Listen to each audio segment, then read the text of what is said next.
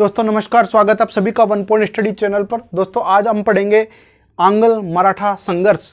इससे पहले अपन ने देखा था कि जो अंग्रेज थे वो किस किस से संघर्ष कर चुके हैं, मैं आपको बता चुका हूं। सबसे पहला वो संघर्ष कर चुके हैं फ्रांसीसियों से, जिसे हम कर्नाटक वार के नाम से जानते हैं।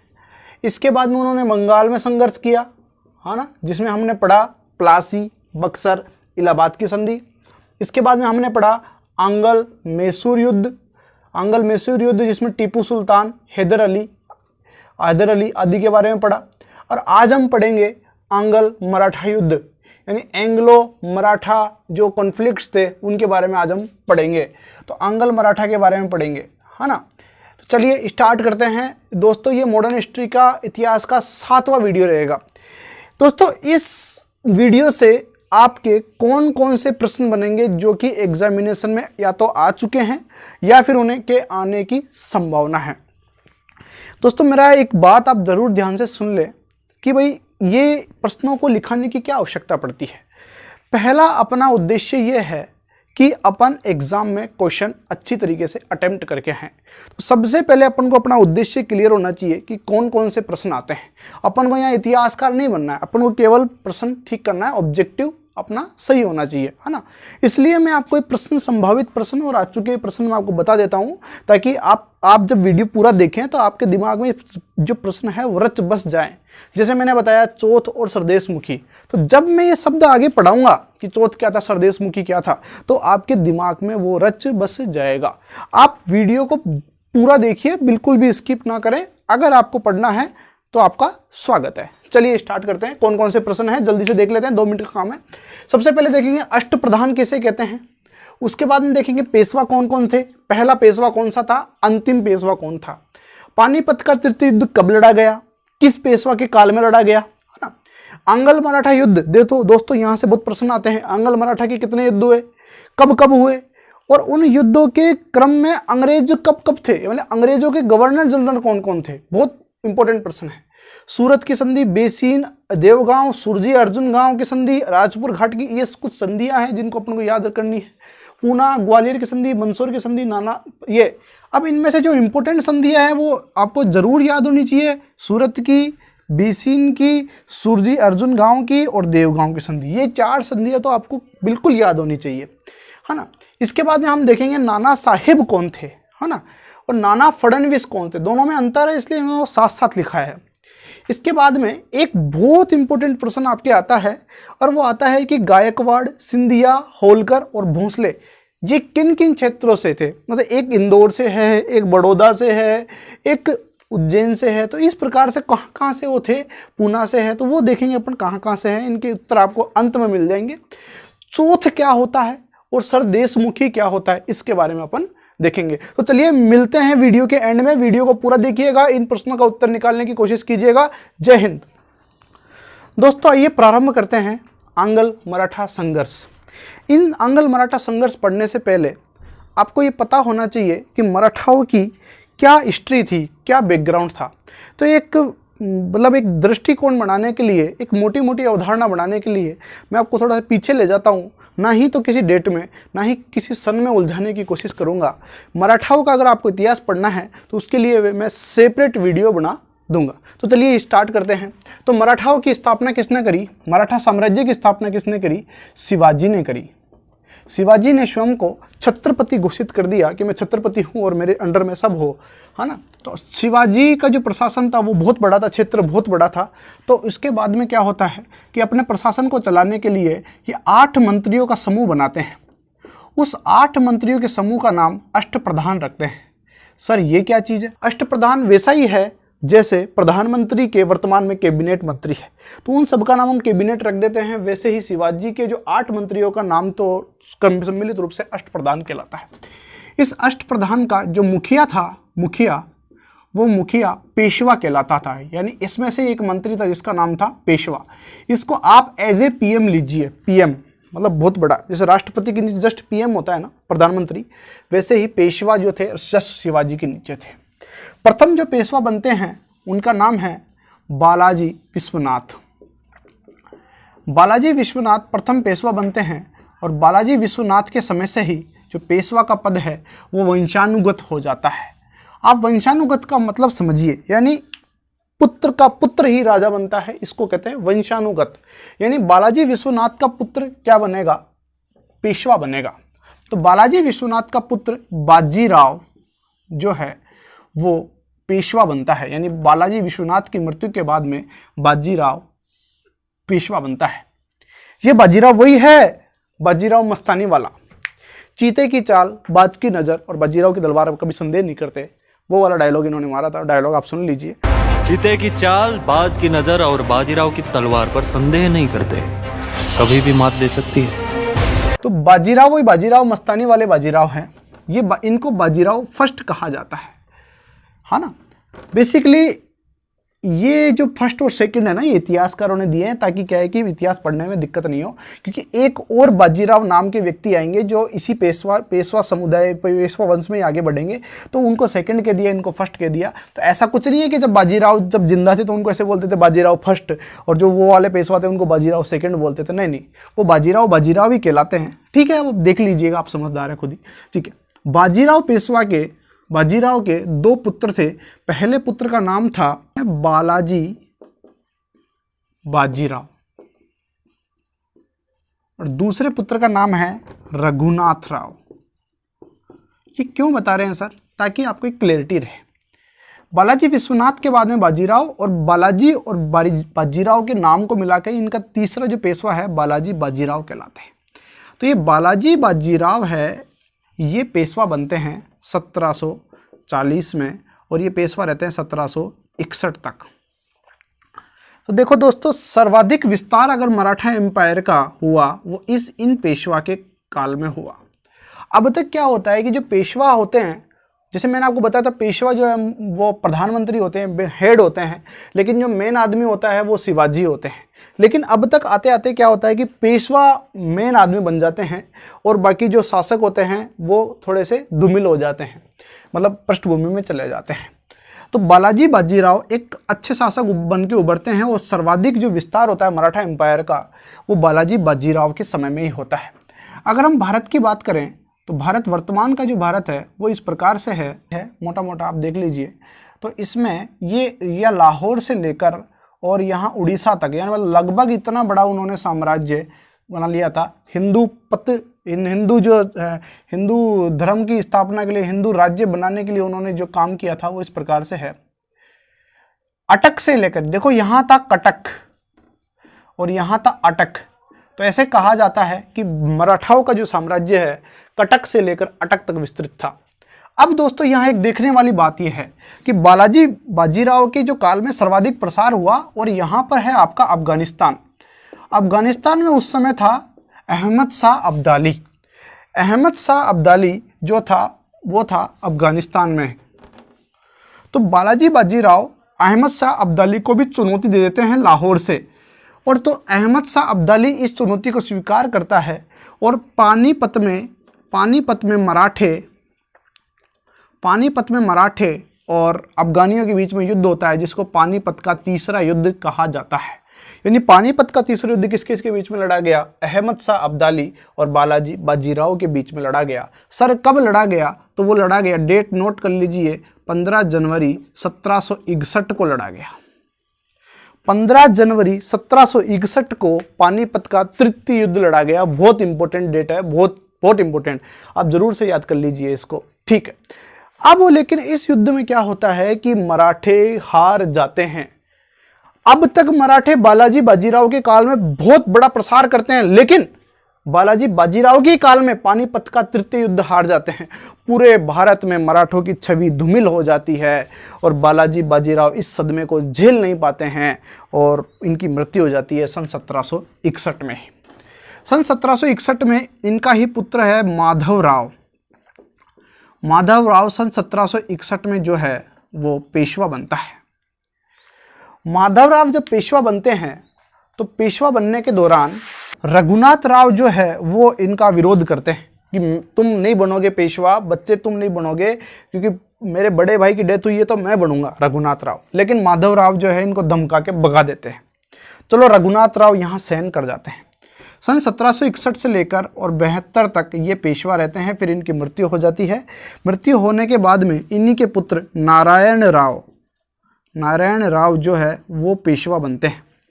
रघुनाथ राव को ये गवारा नहीं था कि माधव राव के बाद में नारायण राव बन गया, इनका नंबर नहीं आया, तो इन्होंने इनकी हत्या करवा देते हैं, यानी रघुनाथ राव नारायण राव की हत्या करवा देते हैं। जैसे ही रघुनाथ राव और नारायण राव की हत्या करवाते हैं तो बोलते हैं आके कि मैं पेशवा हूं, लेकिन एक व्यक्ति बीच में आ जाते हैं जिनका नाम है नाना फडणवीस। नाना फडणवीस उस समय बहुत बढ़िया व्यक्ति थे, जिन्होंने रघुनाथ राव को कहा कि रघुनाथ राव, तुमने छल किया है, तुमने धोखा किया है पेशवाई के साथ, इसलिए हम तुमको पेशवा नहीं बनाएंगे।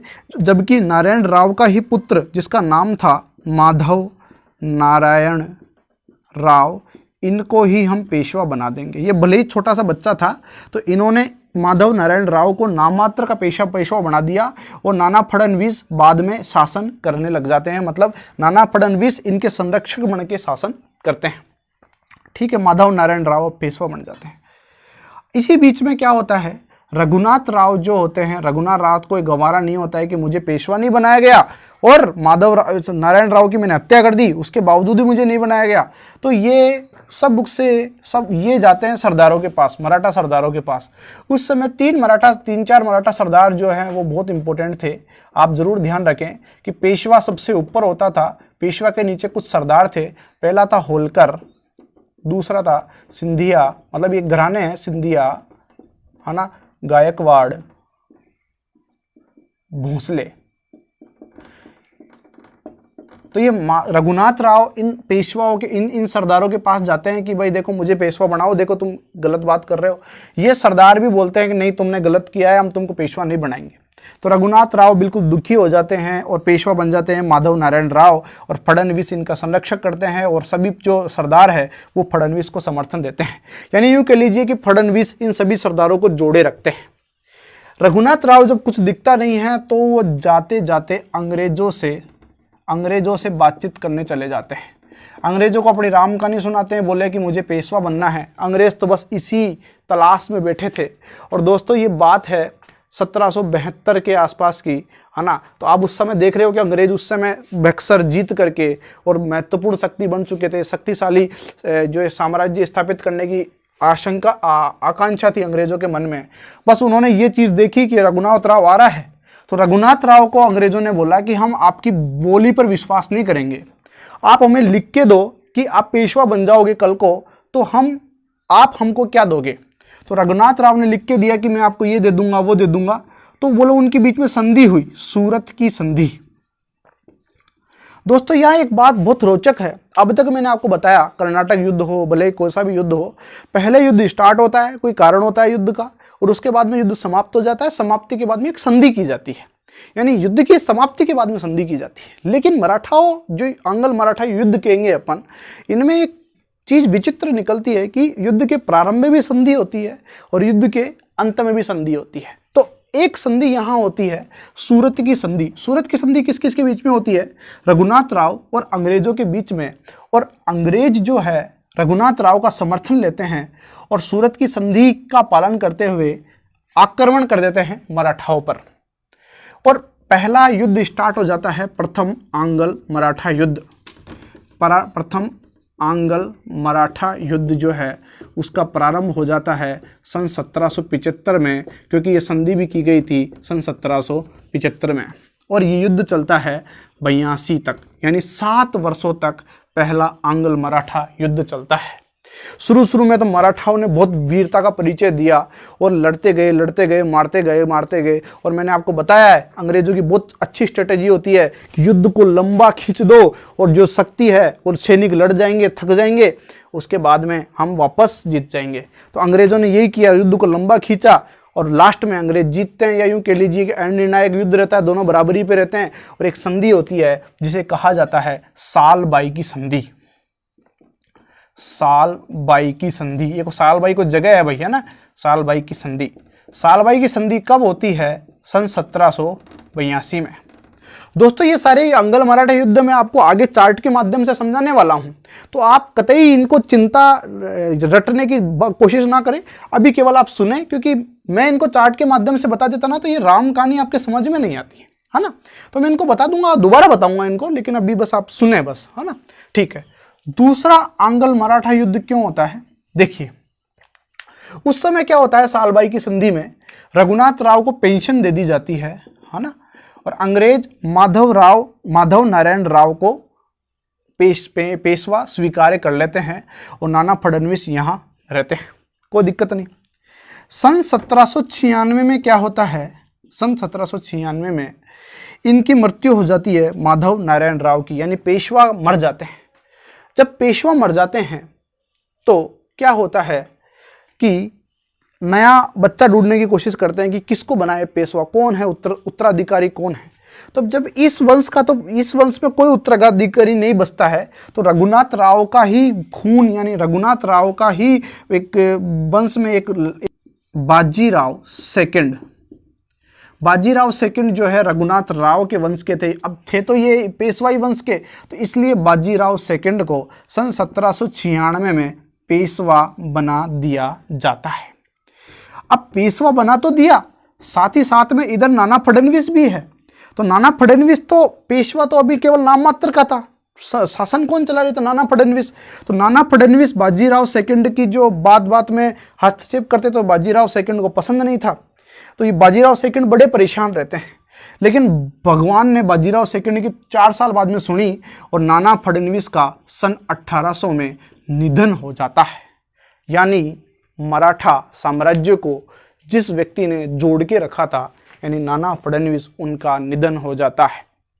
जैसे ही इनका निधन हो जाता है, जैसे ही मराठा साम्राज्य की रीढ़ की हड्डी टूट जाती है, वैसे ही जो ये सरदार है होलकर, सिंधिया, गायकवाड़ और भोंसले, वो भी बिखरने लग जाते हैं। इनमें गुटबाजी होती है।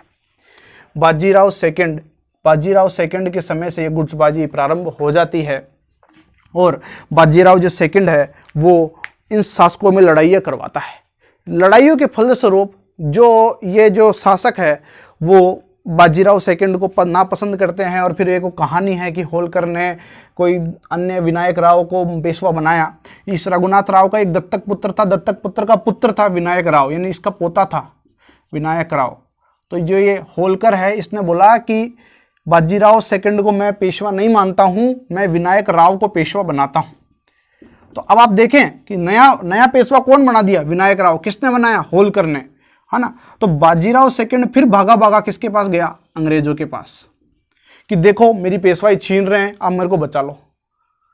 अंग्रेज बोले यार तुम्हारे वो पुराने भी आए थे और तू भी आ रहा है, चल कोई बात नहीं भाई, हमको तो मजा आ रहा है, कोई दिक्कत नहीं है। तो अंग्रेजों ने फिर बोला बाजीराव सेकंड को कि देख, तेरी बात पे भरोसा नहीं करेंगे, तेरे को अपने पूर्वजों की तरह लिखित में देना पड़ेगा कि तू हमें पेशवा बनने बाद में ये चीज देगा। तो उस समय बाजीराव सेकंड और अंग्रेजों के बीच में एक संधि होती है जिसे कहा जाता है बेसीन की संधि, जिसे कहा जाता है बेसीन की संधि। बेसीन की संधि कब होती है आपको पता होना चाहिए, सन 1802 में होती है। जैसे बेसीन की संधि होती है वैसे ही अंग्रेज बाजीराव सेकंड की तरफ से मराठा साम्राज्य पर हमला कर देते हैं और दोस्तों प्रारंभ होता है आंग्ल मराठा युद्ध द्वितीय, यानी कि ये चलता है 1803 से 1805 तक, लगभग यही काल है। ठीक है, इसके बाद में देखो पेशवा तो जो मेन पेशवा है वो तो चले गए अंग्रेजों की तरफ, तो बचा कौन? कोई बचा ही नहीं। नाना फडणवीस तो खत्म हो चुके हैं, उनकी तो देहांत हो चुका है। तो होलकर लड़ते हैं, सिंधिया लड़ते हैं और गायकवाड़ लड़ते हैं।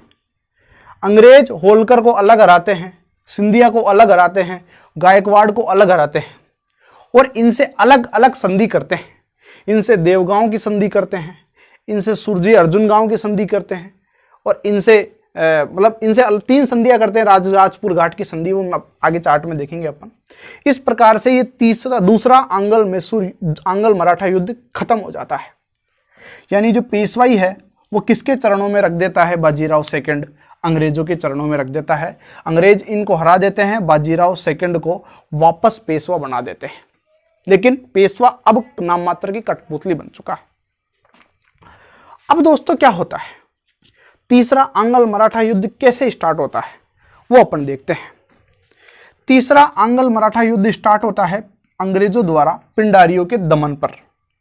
दोस्तों पिंडारी कौन थे, थोड़ा सा परिचय जान लीजिए।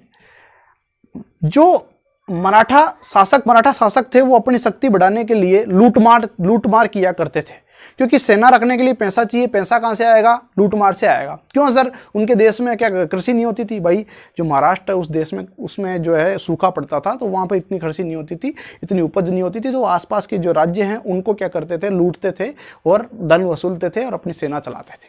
तो पिंडारी इनका साथ दिया करते थे। तो पिंडारी क्या है कि बेसिकली इनके अनियमित सैनिक थे, नियमित सैनिक नहीं, अनियमित सैनिक।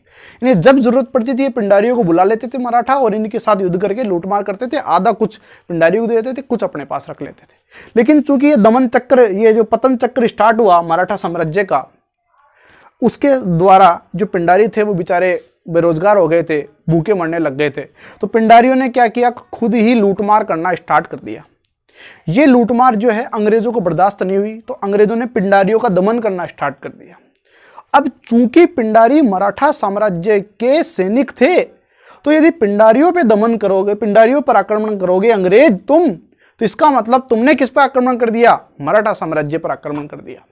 ये बात बाजीराव सेकंड को भी बुरी लगी कि बोले यार ये तो गलत बात है, हमारे सैनिकों पर आक्रमण कैसे किया। ये बात होलकर को बुरी लगी और इन्होंने, कुछ लोगों ने तो साथ भी दिया कि पिंडारियों के दमन का। तो वो अब सब नामकरणी है, अब पढ़ लीजिएगा कभी, ठीक है।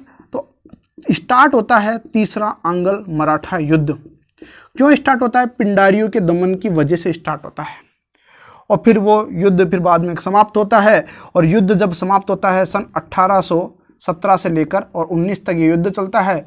सन 1818 में ये जो बाजीराव सेकंड है, इसको अंग्रेज हटा देते हैं, बोले तू हट जाए यहाँ से, और इसको पेंशन दे करके और बिट्ठूर में निर्वासित कर देते हैं कि बिट्ठूर में आप पेंशन लो और यहाँ रहो, हमारे पास मत आओ कहीं भी। और मेन रूप से अंग्रेजों का शासन हो जाता है कहाँ पर? मराठा साम्राज्य पर। समझ में आ गई बात? ठीक है। और बाजीराव सेकंड जो है वो बाजीराव सेकंड की मृत्यु होती है 1853 में। 1853 में बाजीराव सेकंड की मृत्यु हो जाती है। मृत्यु के बाद में इनके पुत्र होते हैं नाना साहेब। इनके एक दत्तक पुत्र होते हैं नाना साहेब। तो उस समय जो अंग्रेजी गवर्नर जनरल था भारत में, उसका नाम था डलहौजी। तो डलहौजी को नाना साहेब चिट्ठी लिखते हैं कि हे डलहौजी, जैसे तुमने मेरे पिताजी को पेंशन दी वैसे मुझे भी पेंशन दो, मुझे क्यों पेंशन बंद कर दी? डलहौजी बोलता है, बोले तुम्हारे पिताजी पेशवा थे इसलिए उनको पेंशन देते, तुम थोड़ी पेशवा हो। तो नाना साहब क्रोधित हो जाते हैं कि मुझे पेंशन नहीं देते। फिर नाना साहब 1857 की क्रांति में भाग लेते हैं। तो ये थी नाना साहब की कहानी। और इसी के साथ ही मराठा साम्राज्य जिसकी शुरुआत शिवाजी ने करी थी वो खत्म हो जाता है। दोस्तों अब हम देखते हैं कि आंग्ल मराठा युद्ध कौन कौन से हुए, हमको क्या क्या याद रखना है। ठीक है, स्टार्ट करते हैं, चलिए। तो आइए दोस्तों याद करते हैं आंग्ल मराठा युद्ध। इससे पहले हमने समझा कि आंग्ल मराठा युद्ध कैसे कैसे हुए, अब हम उनको याद करेंगे और आपको एग्जामिनेशन तक वो याद रहेंगे। आप इनको बार बार रिवाइज कीजिएगा। देखिए दोस्तों, आंग्ल मराठा युद्ध जो हुए वो टोटल कितने हुए? 3, पहला, दूसरा और तीसरा। हम इस प्रकार से पढ़ेंगे कॉलम वाइज, है ना। तो देखिए कॉलम वाइज याद करने से क्या होता है, ज़्यादा अच्छी तरह याद रहता है। ठीक है, पहले युद्ध का जो समय है 1775 से और 82 तक, यानी 1775 से पहला युद्ध स्टार्ट होता है और 1782 तक वो युद्ध चलता है। दूसरा युद्ध जो है 1803 से 5 तक चलता है और तीसरा युद्ध जो है 1817 से 19 तक चलता है। दोस्तों एक चीज आप देख रहे होंगे, पहला युद्ध बहुत लंबे समय तक रहता है, यानी लगभग कह लीजिए 7 साल तक चलता है। दूसरा युद्ध केवल 2 साल, तीसरा युद्ध भी 2 साल। अंग्रेजों की यही स्ट्रेटेजी रहती है कि पहले युद्ध को तो लंबा खींचते हैं और शक्तियों को तोड़ देते हैं और बाद में वो छोटे छोटे युद्ध लड़के और बाद में जीत जाते हैं, है ना। मैं आपको बता चुका हूँ ये बात। ठीक है, अब पहले युद्ध का काल याद कीजिए तो 7 वर्ष तक चलता है और 1782 के बाद में और 1803 के बाद में हम देखें तो ये लगभग 20 वर्ष का समय है। यानी पहले युद्ध और दूसरे युद्ध के बाद में लगभग 20 वर्ष तक शांति होती है और इसके बाद में ये 2 वर्ष तक चलता है, ये 2 वर्ष तक चलता है। इस प्रकार से मुझे लगता है कि आपको ये फैक्ट याद करने में आसानी होगी। देखिए पहला युद्ध कब से कब तक चलता है? 1775 से लेकर 1782 तक। दूसरा युद्ध चलता है 1803 से 1805 1805 तक। तीसरा युद्ध चलता है 1817 से 1819 तक। तो ये 3 युद्ध होते हैं, आशा करता हूं आपको याद हो गए होंगे। ठीक है, चलिए। पहले युद्ध का प्रारंभ जो होता है सूरत की संधि से होता है।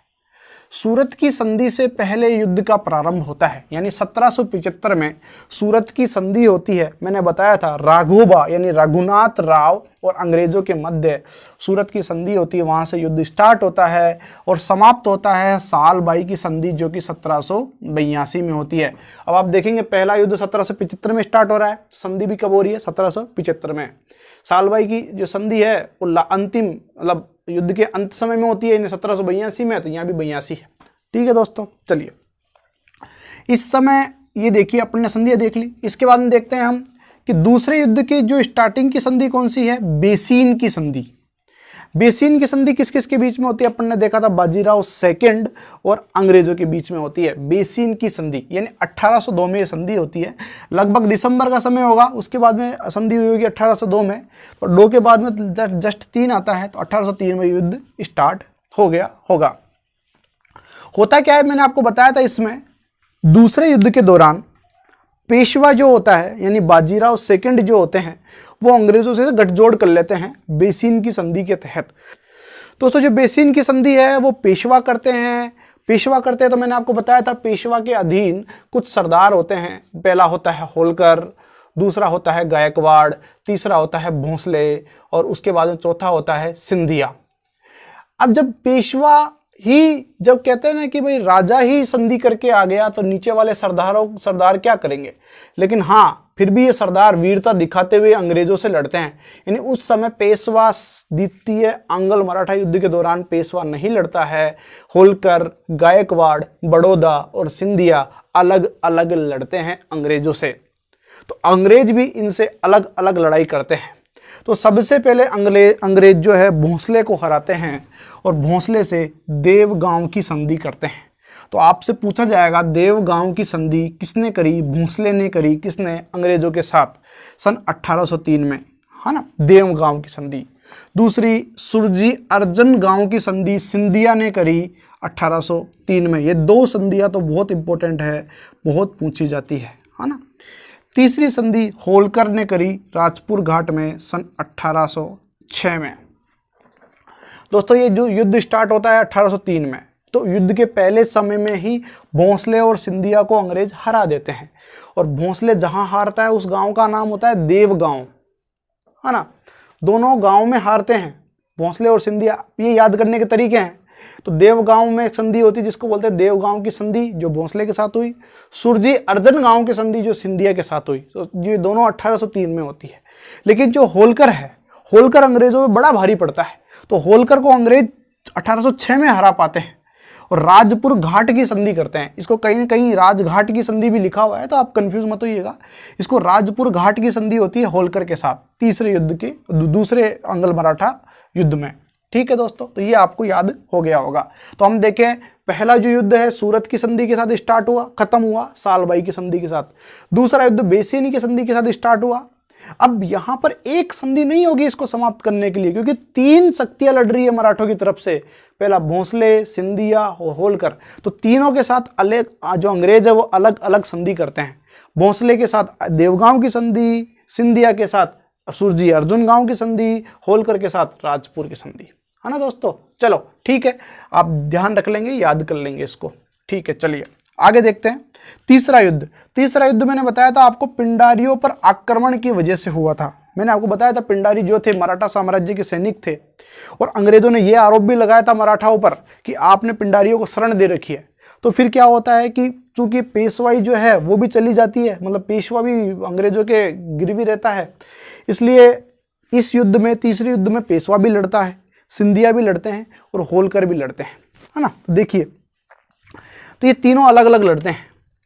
तीसरे युद्ध में अंग्रेजों के साथ पेशवा लड़ता है, सिंधिया लड़ता है और होलकर लड़ता है। अंग्रेज सबसे पहले पेशवा को हराते हैं। उस समय पेशवा कौन था? बाजीराव सेकंड। इस पेशवा को हराते हैं और पेशवा से संधि करते हैं पूना में। इसको बोलते हैं पूना की संधि। पूना की संधि किसके साथ करते हैं? पेशवा के साथ। अंग्रेज फिर सिंधिया को हराते हैं और ग्वालियर में संधि करते हैं 1817 में। आपको पता है सिंधिया जो राजघराना है वो कहाँ है, ग्वालियर में। और होलकर को हराते हैं और मंदसौर में संधि करते हैं सन 1818 में। तो ये 3 ऊपर वाली संधियां है वो तो द्वितीय अंग्ल मराठा युद्ध की है, और जो 3 नीचे वाली संधियां हैं वो तृतीय अंग्ल मराठा युद्ध की हैं। तो आप जरूर से इनको याद रखें। यानी आप देखो कि पूना की जो संधि है पेशवा के साथ 17 में, ग्वालियर की संधि सिंधिया के साथ 17 में, मंदसौर की संधि होलकर के साथ 1818 में। दोस्तों आपको हो सकता है ये संधियां याद करने में दिक्कत आ रही होगी, तो एक छोटी सी चीज़ मेरी थोड़ी सी याद कर लीजिए, समझ लीजिए, जो जिस पे सीधा सीधा प्रश्न भी पूछा जाता है और इन संधियों को याद करने में भी काम आ जाएगी। तो दोस्तों मराठा में कौन कौन सी शक्ति थी, देखिए पहली शक्ति थी पेशवा,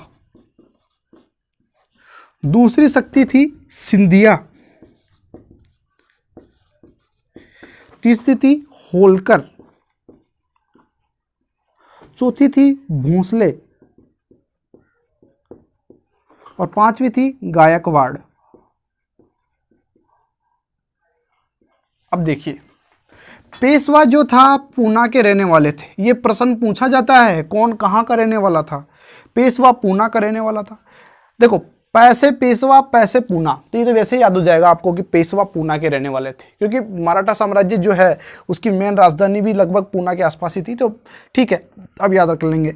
सिंधिया, सिंधिया की बात करें तो सिंधिया ज्योतिरादित्य सिंधिया कहाँ के हैं, ग्वालियर के। आपको पता होना चाहिए ज्योतिरादित्य सिंधिया जो हाल ही में भाजपा में शामिल हुए हैं वो ग्वालियर घराने के हैं, तो वो उन्हीं का वंश है सिंधिया। सिंधिया कहाँ के रहने वाले हैं, ग्वालियर यानी MP ग्वालियर। अब आप देखिए होलकर, होलकर रहने वाले हैं इंदौर के। सर इसको कैसे याद रखेंगे, दो तो याद को याद हो ही गई, 2 को तो याद करने की जरूरत है ही नहीं, तीसरे को याद करना है होलकर। वैसे इंदौर, इंदौर में भी ओ की मात्रा है, होलकर में भी ओ की मात्रा है। चलिए बहुत अच्छी बात है।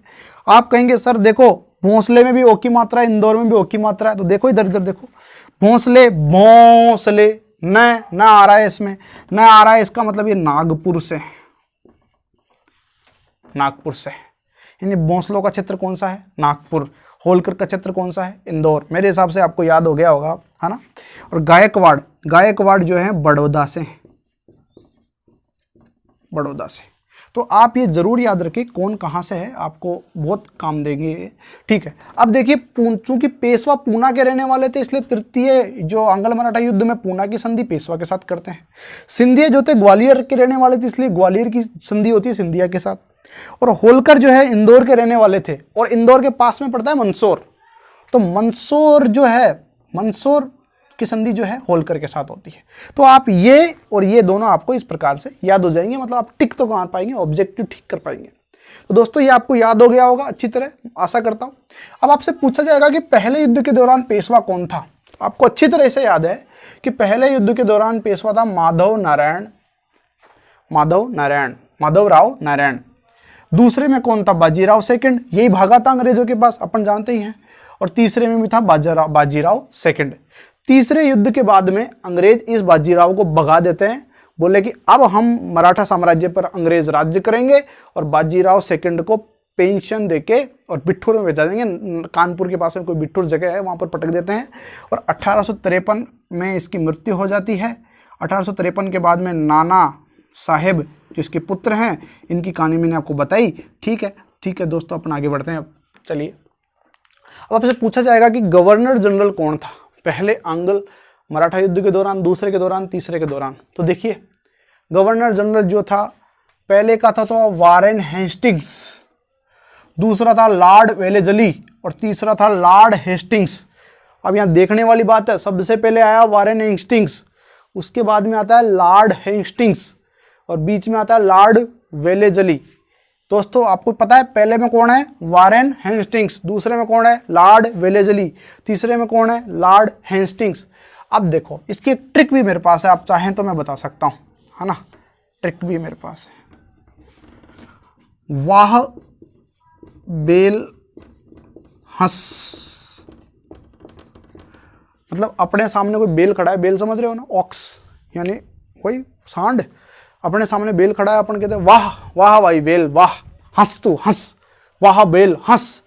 तो वाह बेल हंस, वाह से तो हो जाएगा वारेन हेस्टिंग्स, वारेन हेस्टिंग्स, वाह वारेन हेस्टिंग्स। बेल वेले वेले वेले बेले कर दूं तो वेले हो जाएगा, तो बेल, वाह बेल दूसरे से हो जाएगा बेल जली, और तीसरे से हो जाएगा हेस्टिंग्स, वारेन नहीं, केवल हेस्टिंग्स। कौन सा हेस्टिंग्स? Lord Hastings. तो वाह बेल हंस, आप इस तरीके से भी याद कर सकते हैं। दोस्तों मैं आपको एक सलाह देना चाहूँगा यहाँ पे कि जब आप ट्रिक इस प्रकार से याद करें ना, तो ट्रिक की अलग से आप कॉपी बना ले और उस ट्रिक को डेली जब आप पढ़ें तो डेली उनको रिवाइज करें, नहीं तो ये ट्रिक जो है आप भूल जाए करेंगे। जैसे अब आप आज आपको ट्रिक बनाने कॉपी बनानी चाहिए और उसमें क्या लिखना चाहिए? वाह बेल हंस। ये किसकी ट्रिक है? ये ट्रिक है गवर्नर जनरल जो आंग्ल मराठा संघर्ष के दौरान थे। और आपको जैसे इनकी भी मैंने थोड़ा सा बताया आइडिया, तो ये आपको नोट कर लेना चाहिए। ऐसे फैक्ट और फिगर आपको याद कर लेना चाहिए, इनको बार बार रिवाइज करना चाहिए। ठीक है दोस्तों, आगे देखते हैं इन प्रश्नों के उत्तर जो मैंने आपको प्रारंभ में बताए थे। तो दोस्तों आइए देख लेते हैं वे प्रश्न जिनको आपने वीडियो के प्रारंभ में देखा था, अब इनके मैं उत्तर बता रहा हूं। आइए जल्दी से देख लेते हैं, आपको सब पता है। तो बताइए अष्टप्रधान कौन था? तो शिवाजी के 8 जो मंत्री थे, मुख्य 8 मंत्री, उनका समूह क्या कहलाता था? अष्टप्रधान। ये देखो मेरे लिखने में दिक्कत हो गई, अष्टप्रधान। इसके बाद में पेशवा कौन थे? अष्टप्रधान में एक मंत्री था जो कि मुख्यमंत्री था, उसको कहा जाता है पेशवा। पहला पेशवा कौन था बताइए? बालाजी विश्वनाथ जो थे पहले पेशवा थे। बालाजी विश्वनाथ के बाद में बाजीराव बनते हैं, बाजीराव के बाद में बनते हैं बालाजी बाजीराव, है ना, ये मैं आपको बता चुका हूं। अंतिम पेशवा कौन थे आप बताइए? याद कीजिए, तृतीय आंग्ल मराठा युद्ध जिसमें बाजीराव सेकंड को पेंशन दे करके और बिट्ठूर भेज दिया जाता है, वहां 1853 में इनकी मृत्यु हो जाती है बाजीराव सेकंड की। तो अंतिम पेशवा कौन है? बाजीराव सेकंड। पानीपत का तृतीय युद्ध कब लड़ा गया? तो आपको पता है, बताइए। 15 जनवरी 1761 को पानीपत का तृतीय युद्ध लड़ा गया। किस किस के बीच में लड़ा गया? मराठों और अफगानियों के बीच में, यानी अहमद शाह अब्दाली और मराठों के बीच में लड़ा गया। किस पेशवा के समय में यह युद्ध हुआ था? तो आपको पता है बालाजी बाजीराव किस समय में पानीपत का तृतीय युद्ध हुआ था। आंग्ल मराठा युद्ध की बात करते हैं तो पहला आंग्ल मराठा युद्ध कब हुआ, दूसरा कब हुआ और तीसरा कब हुआ? तो देखिए इधर ही बता देता हूं। पहला आंग्ल मराठा युद्ध हुआ है आपका 1775 से स्टार्ट हो गए 82 तक चलता है। दूसरा आंग्ल मराठा युद्ध आपका 1803 से स्टार्ट हो गया 1805 तक चलता है। और तीसरा जो आंग्ल मराठा युद्ध 1817 से स्टार्ट हो गए 1819 तक आपके चलता है। ठीक है, और मैंने आपको बताया था कि पहले आंग्ल मराठा युद्ध के दौरान जो गवर्नर जनरल था, तो उसके लिए मैंने आपको ट्रिक बताई थी, आपको याद होगी, वाह बेल हंस, यानी बेल को अपन कहते हैं ओहो बेल साहब आ गए क्या, वाह हंसो हंसो।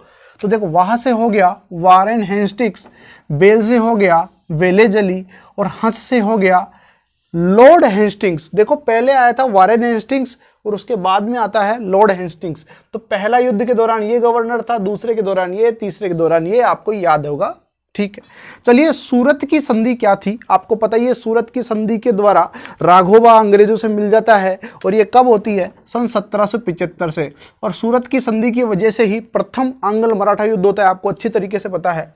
उसके बाद में मराठों और अंग्रेजों के बीच में सन 1782 में एक संधि होती है जिसका नाम है सालबाई की संधि। आपको मैं बताया था प्रथम आंग्ल मराठा युद्ध खत्म किस संधि के द्वारा होता है? सालबाई की संधि के द्वारा। अब बात करते हैं बेसिन की संधि। तो आपको पता होगा बाजीराव सेकंड जब अंग्रेजों के पास जाता है तो कौन सी संधि होती है? बेसिन की संधि। ये बेसिन की संधि कब होती है? 1802 में, जो कि दूसरे आंग्ल मराठा युद्ध का यानी सेकेंड एंग्लो मराठा वॉर की जो है की होती है। क्यों होता है? इस वजह से होता है। इसके बाद में हमने देखा था देवगांव की संधि, सुरजी अर्जुन गांव की संधि और राजपुर घाट की संधि। ये संधि 1803 में की गई और ये भी 1803 में की गई और ये 1806 में की गई। आपको सब चीज़ें पता है। ठीक है, चलिए अब पूना की संधि की बात करते हैं। तो ये तृतीय आंग्ल मराठा युद्ध की बात हो रही है। तो पूना की संधि पेशवा के साथ की जाती है सन 1817 में। ग्वालियर की संधि सिंधिया के साथ की जाती है सन 1817 में। और मंदसौर की संधि जो है होलकर के साथ की जाती है सन 1818 में। आपको पता ही है इसी के साथ ही तृतीय आंग्ल मराठा युद्ध खत्म हो जाता है। इसके बाद में आपको पता है नाना साहेब कौन थे। मैंने आपको बताया था कि अंतिम गवर्नर जनरल जो था वो था बाजीराव सेकंड। तो बाजीराव सेकंड के दत्तक पुत्र थे नाना साहेब। तो नाना साहेब ने डलहौजी को लिखा था कि मुझे पेंशन दी जाए। बोले क्यों पेंशन दी जाए? कि मैं पेशवा का बेटा हूं। तो फिर वो मना कर दिया था। फिर नाना साहेब ने 1857 की क्रांति में भाग लिया था, मैं आपको बता चुका हूं। नाना फडणवीस जो हैं वो मैं आपको बता चुका हूं, मराठा साम्राज्य की रीढ़ की हड्डी थे जब माधव नारायण राव को पेशवा बनाया जाता है। इनके बारे में आप अच्छी तरह जानते हैं। अब अगला प्रश्न आपसे आता है कि गायकवाड़ कहाँ के रहने वाले थे, सिंधिया कहाँ के, होलकर कहाँ के और भोंसले कहाँ के रहने वाले हैं? वो ग्वालियर के रहने वाले हैं, ग्वालियर। ये हो जाएगा ग्वालियर। अब होलकर आपके हैं इंदौर के। इंदौर देखो, होल इंदौर मतलब दो मात्रा, एक मात्रा इसमें भी एक मात्रा इसमें भी है। एक देखो भोंसले, भों में न की ध्वनि आ रही है इसलिए नागपुर के हो जाएंगे, नागपुर। और गायकवाड़ जो है बड़ौदा के हो जाएंगे। इन्होंने बैंक ऑफ बड़ौदा की शुरुआत की थी। ठीक है, ये तो मैं मजाक में बोल रहा हूँ। ठीक है, चलिए आगे चलते हैं। तो आपको देखा है चौथ क्या होता है, सरदेशमुखी क्या होता है। देखो चौथ पर मैं आपको बता चुका हूँ कि इतिहासकार जो है वो उनको विभिन्न मत है कि चौथ क्यों लिया जाता था। लेकिन आप ध्यान रखें कि किसी राज्य पर मराठे आक्रमण नहीं करेंगे और कोई दूसरा आक्रमण करेगा तो उसको सुरक्षा देंगे। इस शर्त पर, इस आश्वासन के लिए जो पैसा लिया जाता था उसको चौथ कहा जाता था। ये राज्य की जो कुल आय है उसका 1/4 होता था, यानी 25% आपको मराठों को देना है। ना तो मराठे आप पर आक्रमण करेंगे ना ही किसी को करने देंगे। ये चौथ होता था। एक होता था सरदेशमुखी का मतलब ये चौथ के अलावा लेता थे, मतलब चौथ तो लेते थे, सरदेशमुखी भी लेते थे। इसमें 1/10 भाग लेते थे, क्योंकि शिवाजी ऐसे मानते थे कि मेरा सब पर अधिकार है। जिन राज्य मेरे साथ उन सब पे मेरा अधिकार है, तो मैं ये सरदेशमुखी लूंगा। मतलब देशमुख एक ही व्यक्ति है जो पूरे देश का मुख है, उसके आधार पर कर लिया जाता सरदेशमुखी। तो दोस्तों ये आपको आशा करता हूं कि ये वीडियो जो है आपको पसंद आया होगा। अगर आपको पसंद आया है तो लाइक ज़रूर कीजिए और सभी दोस्तों के साथ शेयर कीजिए, ताकि जो बच्चा इस लॉकडाउन में दूर पढ़ रहा है, महंगी कोचिंगों की फीस नहीं दे सकता है, कोर्स परचेस नहीं कर सकता है, उन तक अपना वीडियो पहुंचे और वो पढ़े, अपनी तैयारी करे और अपने जीवन को अच्छा बनाए। जय हिंद, वंदे मातरम।